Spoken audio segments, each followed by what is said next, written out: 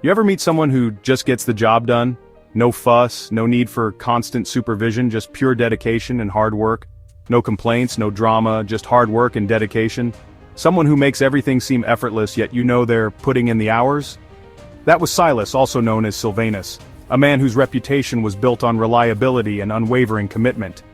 He was like the ultimate wingman in the early church, always there to lend a hand and keep things moving.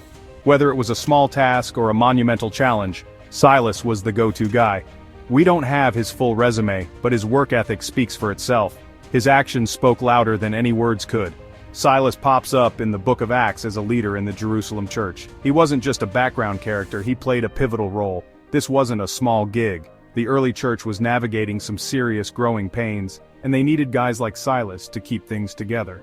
The early church was navigating some serious growing pains, and they needed guys like Silas to keep things together.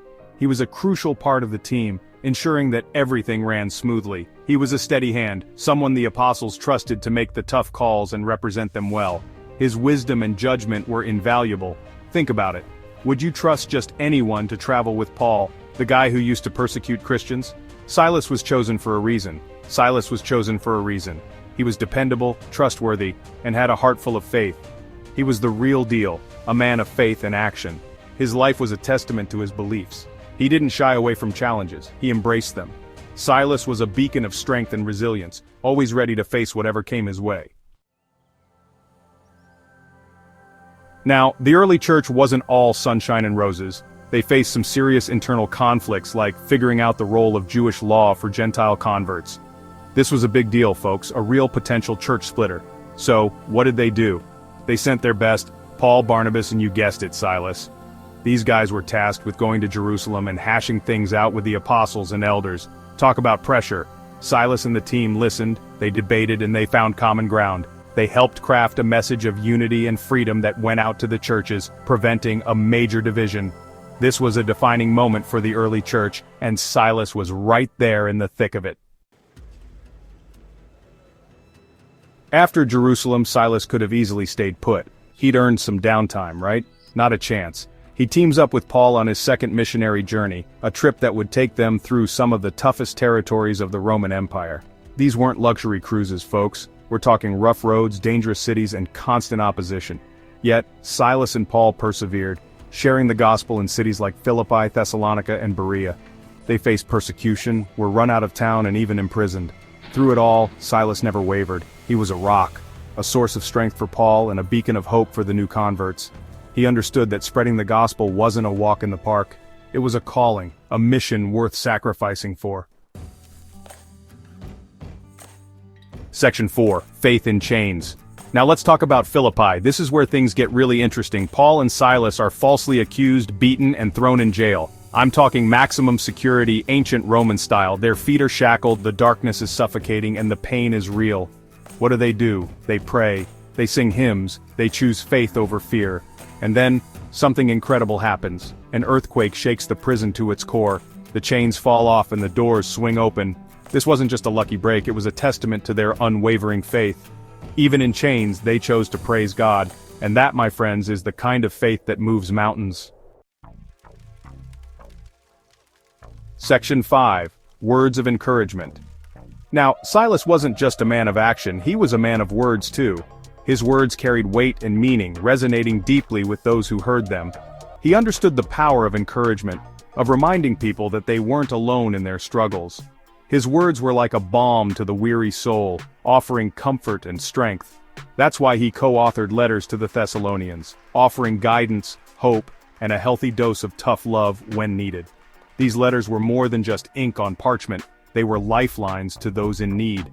These letters weren't just for show, they were heartfelt messages born out of genuine concern and shared experiences. They were born out of shared experiences, out of the trials and triumphs that Silas and Paul faced together.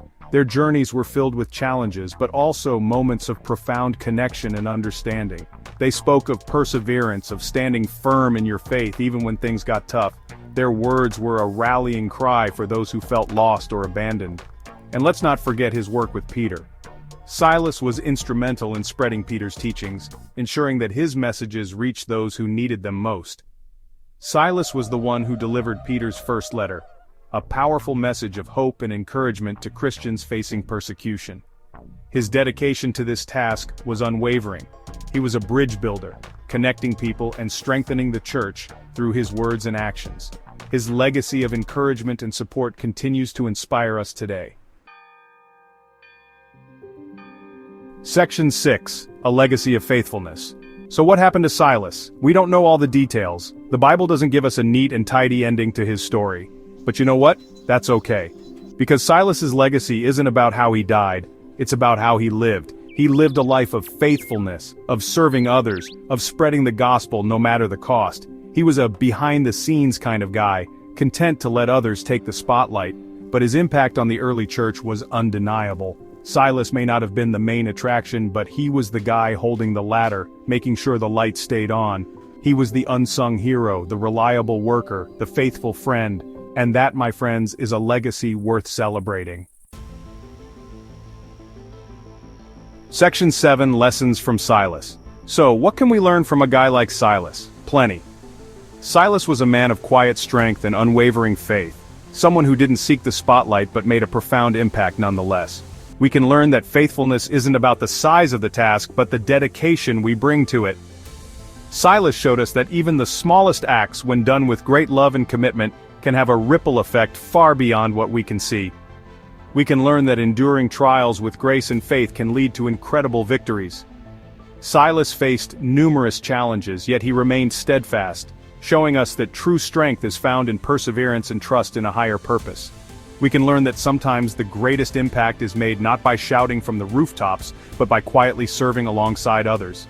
Silas's humility and willingness to work in the background remind us that collaboration and support are key to achieving great things. Silas's life reminds us that every role in God's kingdom is important, that even the unsung heroes leave an enduring legacy.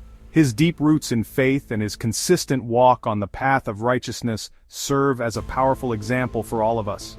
So, the next time you're feeling overlooked or unappreciated, remember Silas. Remember his quiet confidence and the strength he drew from his faith, even when he stood alone. Remember the guy who worked tirelessly, who faced persecution with courage, and who left an undeniable mark on the world, all without seeking fame or recognition. His journey was not easy, but it was filled with purpose and meaning.